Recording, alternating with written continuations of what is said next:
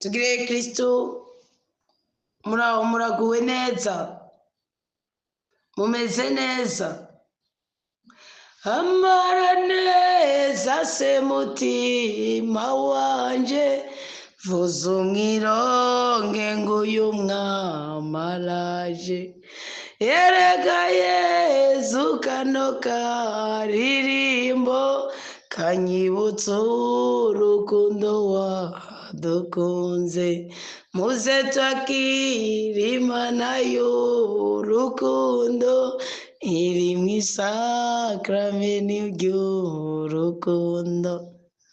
Mwiriwe neza mwese, murakaza neza muri uyu mwanya mwiza w'ijambo ry'Imana. Imana yonyine n'amahoro ibohora amarangamutima yacu twese, kandi inema y'Imana ibe muri twebwe igwiriye rwose, kugira ngo iyo Mana yacu iduhe mana mu gihe ari ikenewe, igutunge mu gihe utabona icyo gutunga, ikunezereze mu gihe ukikijwe n'ibikubabaza, igukize mu gihe uzengerejwe n'ubugwayi, ikubohore mu gihe wumva ko ubuzima bwawe bufite aho buboheye. Tugire Kristo, niduhendane. Hari igihe mu buzima twiyumva nabi tutabona impamvu. Niduhendane mu buzima, hari igihe twiyumva nabi tutabona icyo twokora. Niduhendane mu buzima, hari igihe twumva agahinda tutabona icyo twokora ngo tugire agahimbare, kandi ku by'ukuri ni agahimbare tugakeneye. Tugire Kristo, muri ibyo bihe uba ukeneye Imana. Tugire Kristo, muri ibyo bihe uba ukeneye urukundo rw'Imana. Tugire Kristo, muri ibyo bihe uba ukeneye ijambo ry'Imana. Niyo mpamvu washize ku nanga iyo ndirimbo yaravuze ngo ambara neza mutima wanjye. Izaya hanura yaravuze ngo kunkumura imikungugu yose iri kuri wewe. Tusome Izaya 52. Niwikangure wambara impuzu nziza nziza nziza, niwikangure. Izageze ku rwego aravuga ngo Imana iravuze ngo igiye kugutwara ku musozi Siyoni, ngo ni hahandi nzokubagira ibibyibushe, ngo ni hahandi nzokwambura umwambaro w'ikigandaro. Iyi ndirimbo y'ubuhanuzi buvuze ngo mbara neza mutima wanje. Umva tugire Kristo papa, mama, musore we mwigemere. Ni hahandi uba uri mu isoko utagira umukiriya, Imana ikakubwira ngo ndakugaburira abana, Imana ikakubwira ngo ndakurihira inzu, Imana ikakubwira ngo ndakunezereza, Imana ikakubwira ngo ndakwambika. Ambara neza se mutima wanje. Ni hahandi wiraba n'imyaka 54 yawe, ukavuga uti nta gacana kamwe ngifise kuko hakira urubyaro. Mugabo mimbawe nuko ndi umubyeyi. Ndabaravuze ngo narahagurutse, ngo mpaguruka nk'umubyeyi. Ugahagurukana ikintu udafite mu ntoki zawe, mugo ugahagurukana ikintu wizeye mu mutima wawe, kuko ubwonko bwawe kiza kubwira ko bwapanjaritse mu isi y'umwuka, nuko uzovuga uti n'ubundi reka ngo bitike nanje nari ikigoryi, n'ubundi reka ngo ingomba nanje ngira nasabye imbabazi harengeranye. Ntugakangwe n'ibyo wononye, kandi uzi neza ko wagize umutima uciye bugufi wo gusaba imbabazi. Kubera iki? Ntabwo ndiko mambira inkambi ahatagira ikiguma, ntabwo ndiko mambira imvuzo ahatari ikinogo. Reka mbabwire ikintu. Bibiliya iravuga mu nkuru nziza Yezu Kristo yanditswe na Yohani. Ni Kristo mu bukristo bwiwe, ni Kristo mu butware bwiwe, ni Kristo mu bushobozi bwiwe, ni Kristo mu ntsinzi yiwe, ni Kristo mu budangarwa bwiwe yivugiye ngo nzosaba Data abaye umutima mweranda, abaho umutabazi, ngo mutabazi azobakorera ibintu bibiri. Ubwa mbere ngo azobibutsa ko muri abanyabyaha muce musaba imbabazi. Ntazobikwibutsa ngo uce widigadiga mu byaha. Nimba wumva ufise umutima uciye bugufi wo gusaba imbabazi, nimba wumva ufise umutima uciye bugufi wo kwatura ibyaha byawe, ubimenye ko ufise umutima w'Imana. Ushobora kuba ufise umuvumo, ushobora kuba ufise igihindanya amarangamutima yawe, ariko umuntu afise umutima uciye bugufi yegome. Imana yavuga ngo sinkeneye ngo imbagwa, nkeneye imbabazi, ntukagume mbabariza umwana. Fata umwanzuro rero, vuga uti mbisemwo gutandukana n'uyu muvumo, sinzongera gusambana, sinzongera kwisanga nisambanya, kuko biteza umuvumo, biteza akavuyo, biteza ibyago, biteza agahinda, biteza imibabaro. Vuga uti sinzongera kwisanga ndi kudurumbanya ubuzima bwanje. Vuga uti sinzongera kwisanga ndi kudurumbanya ubuzima bwa mugenzi wanje. Wirabira icyo uhabwa, wirabira icyo uronka.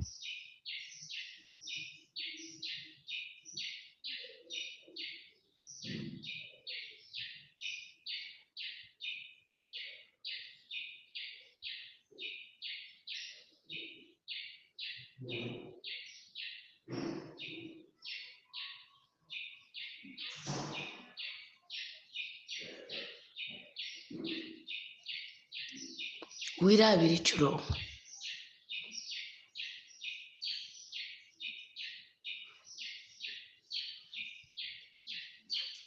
ngo mutima w'Imana kandi azobibutsa ibyo nababwiye.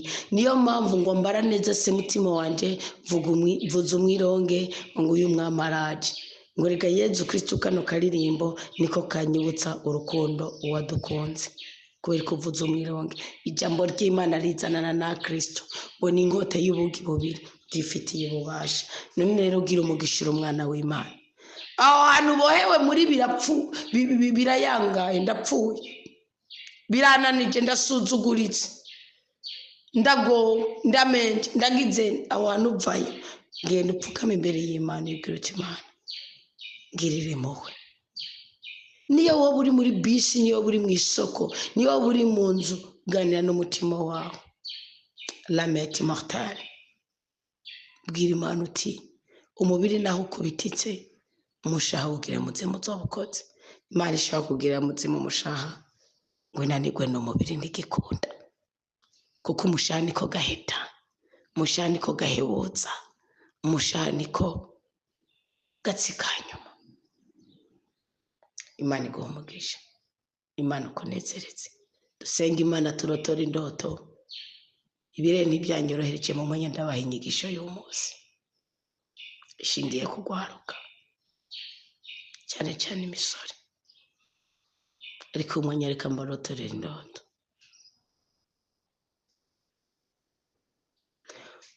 Urukundo rwawe Yezu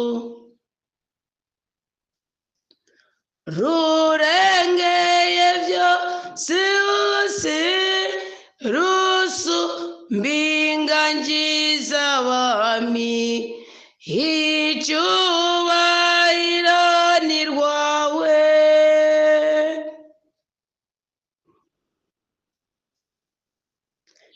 Icyo gikiriza cyawe nicyo ngomba kwegumira, ubuzima bwanjye bwose, icyubahiro ni rwawe.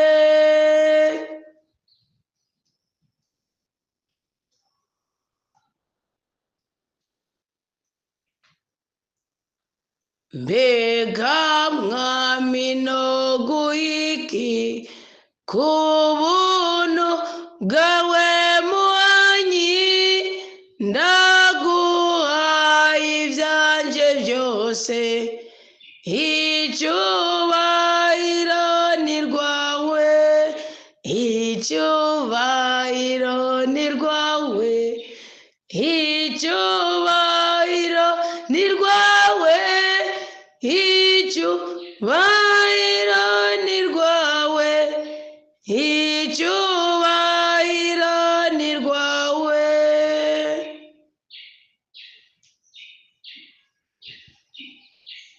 Turagushimiye cyane Mukama kuri iyi ngabire idasanzwe y'ubuzima twebwe ubwoko bwawe dufise.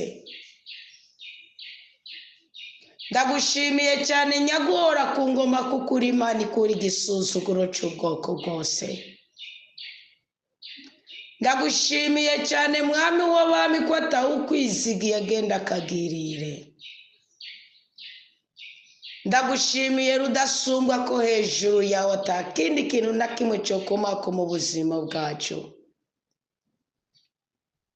Ndagushimiye nye n'ijuru n'isi ko uyu mwanya wemeye ko tuvuga kuri papa, ko uyu mwanya wemeye ko tuvuga kuri dawe wa twese, ko uyu mwanya wemeye ko tuvuga kuri Imana ishoboye, ko uyu mwanya wemeye ko tuvuga kuri Yehova Ejiba, uri Imana nyene ubushobozi bwose. Dushoboze kwama ivyama nk'uko Kristo yabiduhaye ku murage. Dushoboze guhora imbere yawe kuko niho honyine tubyaza umusaruro wo kuramba no kororanirwa. Dushoboze guhezagirirwa mu mirimo y'ibikorwa by'amaboko yacu. Dushoboze kwama mu maraso y'umwana wa Yesu Kristo kugira ngo inabi ntikomako mu bugingo bwacu. Dushoboze nyaguhora ku ngoma gukandakandwa n'ukuri kw'ijambo ryawe. Dushoboze mwami w'abami gutandukana n'imikoshi, gutandukana n'imivumo, gutandukana n'amakara ndakomoka ku gisokuru kibi twavutsemo mu buryo bw'umubiri.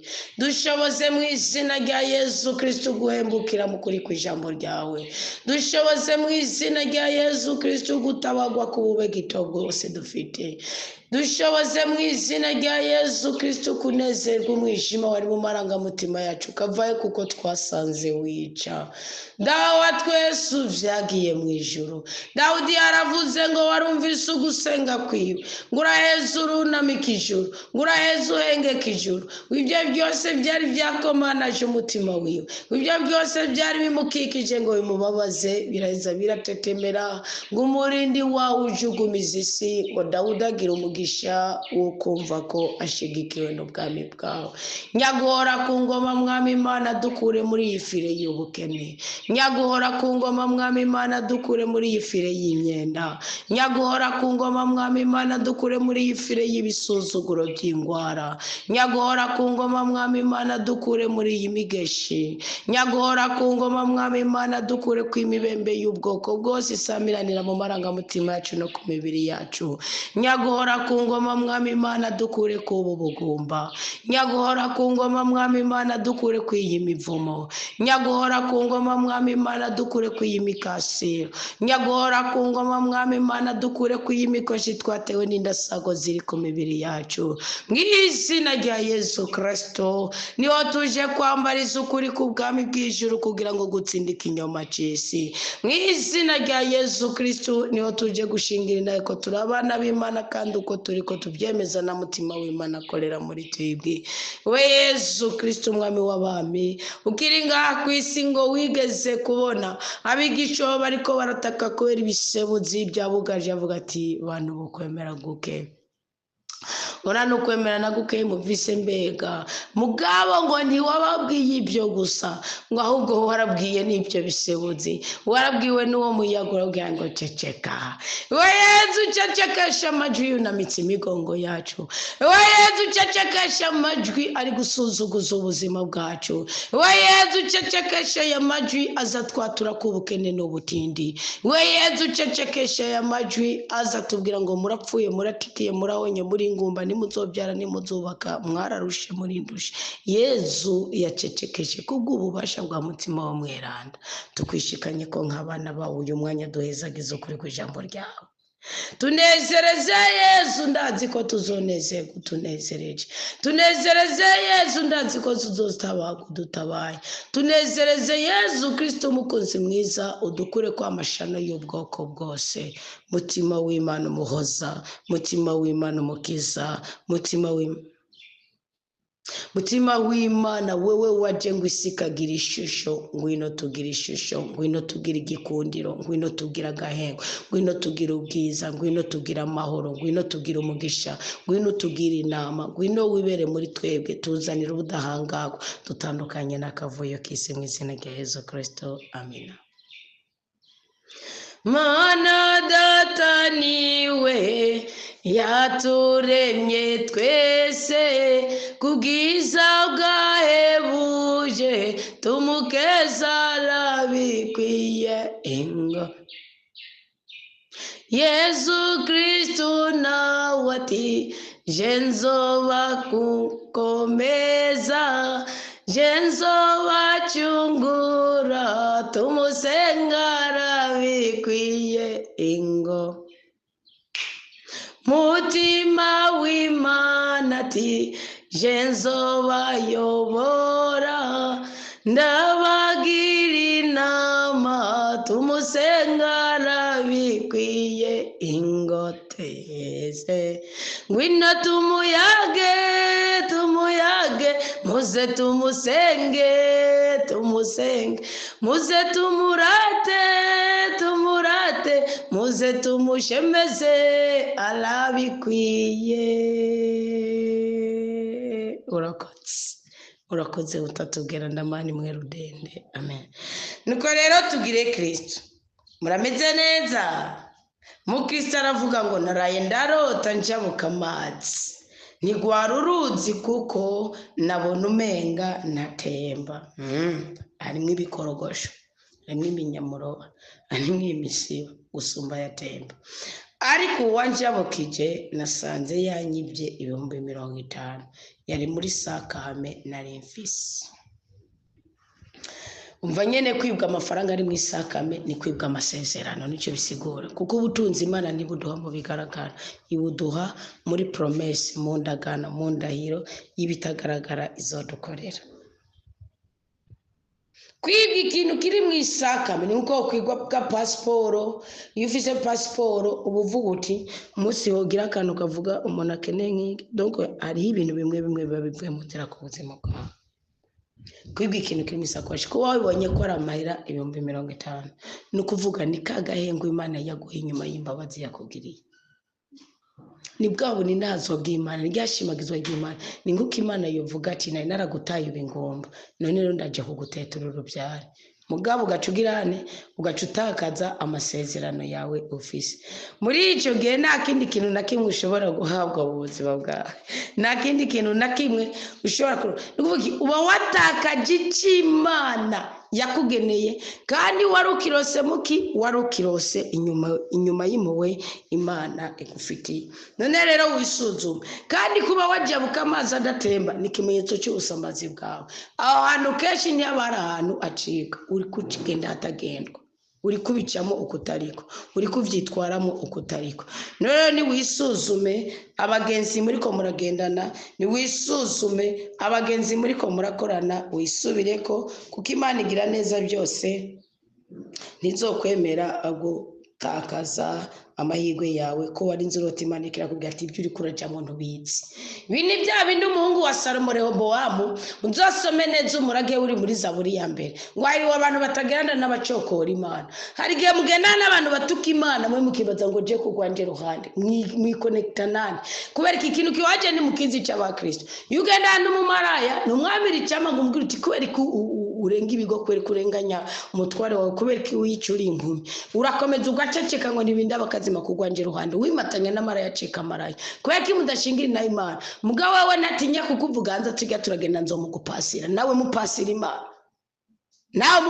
Imana kenda n'abanywara mo gugacudika nawe ngo naco bintu wawe hagundi umunsi ugasanga ibyabo byagufasha ngo je ngo urumva ngo nyene ngwidiredezi ngo nizo nkunda umuga ntakamogi kiwe nako nyene uzokana kazima zitari karemano ka utabikunda kuvana kero kabikunze kubera kandi ukabikunda wari uri mu Kristo.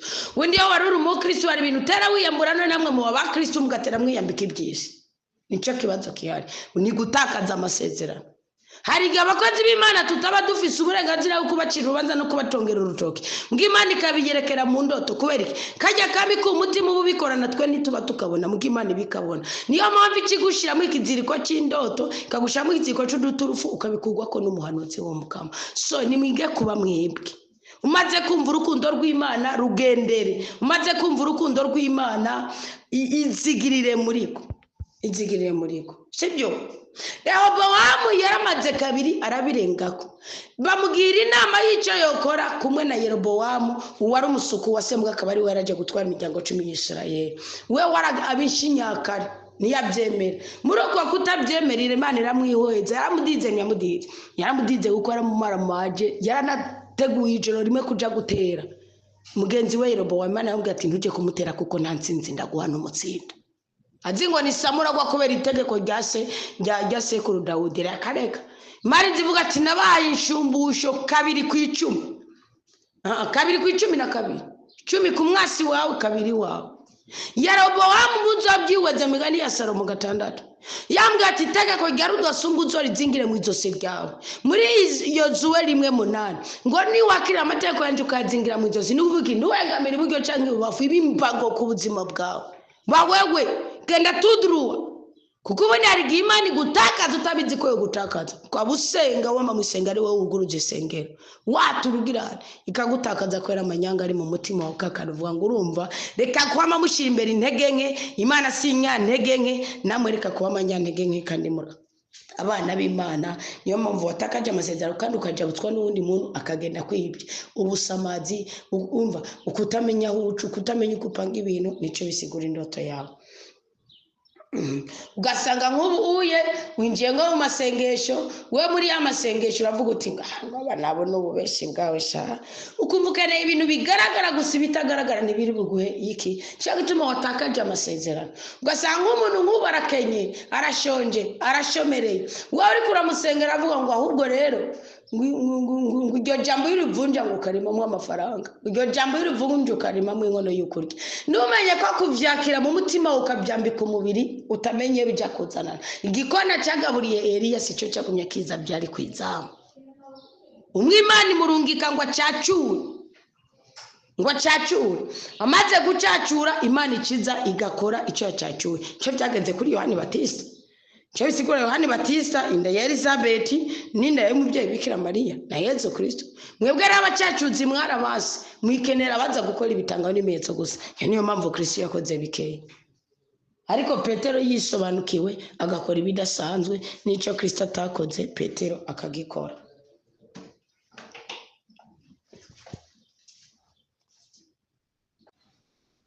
Nuko rero nta yindi mpanuro noguha igakuba wewe.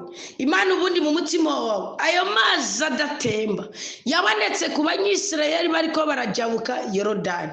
Harabaye iki? Abanyisirayeli bariko barajabuka Yorodani bo ubwabo bananijwe no kubona Yorodani badafise yango ni Musa yatarika yakubita ku mazi ku kiyaga gitukura, yamanika igihe kiyaga gitukura agaca yicamo agaca kama. Mugabe Imana yari yababwiye ati nimwakira isanduku, ubundi isanduku mukama yari mwo manu, ikaba ikabamwo yango niyo kwa Aroni, ikabamwo ibisate byari byanditse ko mabwirizwa, sibyo? Nikuvuga iki? Byo byose bifite icyo bisigura mu isi y'umwuka. Kaje byo ndiko ndigisha.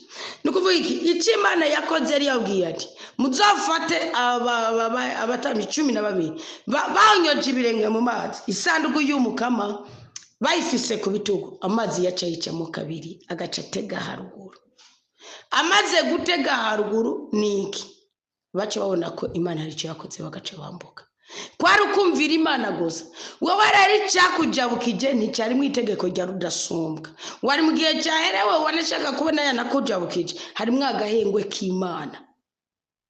Mugawe nawe yacegenda kwivya amasezerano. Nuwani kutamenya uwuri. Ibyo ni bimwe Paulo yabwiye Abagalatiya ngo iyo ukiri umwana ngo ubugaburirwa n'abasuku. Musuku nawe yakugaburi yiriga guhiga ice cyane.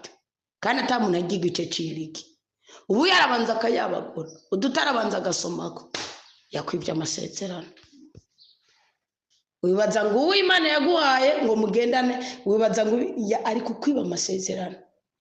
Kubera iki waciye mu nzira itari gucibwamo ntiwamenye uti ajyana nakugwa niki. Itego rya rudasumbwa urihoze ku mutima wawe. Undi mugize avuga ngo komera Kristo ni muzima. Nagize indoto nipfuza ko mundotorera, nabona nagiye kuri boutique gusuma, ni boutique y'umugenzi ariko yariko arakora umukozi wiwe. Rero sinabona ibyo ndiko ndasoma, ndamuhumbi 10 mbona subije amahera menshi, sinaruye acambwira ngo ni 9,000. Nja mbona afise imihwi mwisashe nkuko ariyo noba nguze, nca ndayigemura kuri umwe mwene boutique, mbona ya mahera umukozi we yasubiza ayanyatse ayakuramwo make acaransubiza ayasigaye. Hari muri uwo mwanya ndamugemuriye imihwi. Ikimenyetso cy'uko ari ikintu uri kurirengagiza muganga isho kizokumara amazi. ni kwirengagiza ariko bikarangira umaramaye, ni kwiyobagiza ariko bikarangira umaramaye. Kandi iki ni ikintu kibi cyane, kwiki gisa n'ikintu cyabaye kuri Dawudi. Wowe agiye gusoma kuri butike, hari icyo ukeneye kuri butike, baragifise kuri butike, nawe ufise amahera ubaha. Mugabo uca usanga ayo mafaranga bakugaruye ni menshi kandi ntubona ibyo uri kuragura. Kutabona ibyo uri kuragura ni iki? Nuko wagiye guhiga ibyo udakeneye.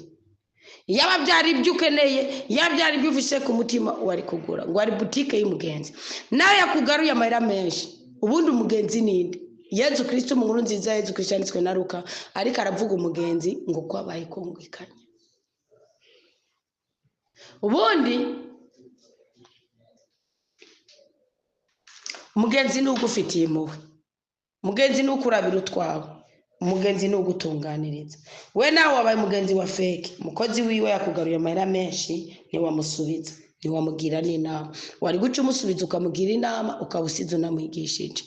Wowe ucubona imihu yaguhaye ucurayigemurira, ni ukuvuga ni guca uja kwipendekeza, ni guca uja kwipendekeza kuri uwo muntu mwene butike ngo nuko ari umugenzi wawe. Ngaho umwuka w'Imana uramubwira ati reka ca kwaka ya mafaranga wamaramaye, ntiyanakubwiye n'igituma yakwatse. Kandi aguha akarorero, sibyo? Rubeni yari yaruriye uburiri bwa se, mugasa ataguye kubahezagira mu itanguro 49. Rubeni ashinga iryinyo kuri ndi ngo nanjye ngira amehezagirwe. Reka da, siko byari biri. Mwuka w'Imana, marika w'Imana yarabizi yuko Rubeni yibye, yarabizi yuko Rubeni yuriye uburiri bwa se, aramwangira icyo kitiwe, sibyo? Amaramarira mu mwanya w'abandi wo guhezagirwa. Kanguha kandi karorero, Dawudi kubera ko atazi kwibyo arimo, atazi ibyo arimo, nicyo gituma we nawe utabona ibyo baguha.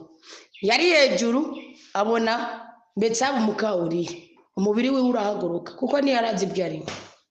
Yari yajebye uwo munsi ngo yari yasibye ku rugamba. Ni ukuvuga uri mu gihe cyawe encontrole cy'ubuzima, ibyo nibi ko bata gahunda ufise. Ntabwo dukwiye kuba ata gahunda dufise, turabana bisezerana. Mwana amanyanga yakoze, Dawudi arubahuka aja gusenga Imana, yakoze icyacu kwica Uriya, sibyo? Nuko kuntu watoye imihwi itari yawe utayimerita n'amafaranga bakayakugarura ukabyemera, aja gusenga. Giye gusenga, Imana murazi ko yamutumye ku muhanuzi Natani. Muri uko kumutuma ku muhanuzi Natani, Dawudi cyamukijije niki? Yemeye icyaha ciwe. Ubundi Dawudi yamerita gupfa. None rero nawe emera intege nke zawe, ubundi umerita kumaramara. Vuba utuntu uri kuragira tw'amanyanganyanga dushingiye mu kutisobanukirwa Imana yamusize imbere, zabaye intege nkeyi, byagenze gute? No, nimige kubaho ubuzima busiguritse. Mugenzi wawe nawe yo kwibagira amahera, uzi ko yamufitiye, uzi ko umugarura bimubwira, kuko sino uzomaramarira imbere kandi agutandukanye n'ubudahangarwa bw'Imana bukorera mu mwana w'umuntu. Byumvise? Icyo ni ikintu kibi cyane. None rero Imana yenye n'amahoro ibanezereze mwese, ibarinde kubabara, ibagurira imbibe. Turasubira mu wundi mwanya w'inyigisho. Mwarahezagiwe cyane. Amen.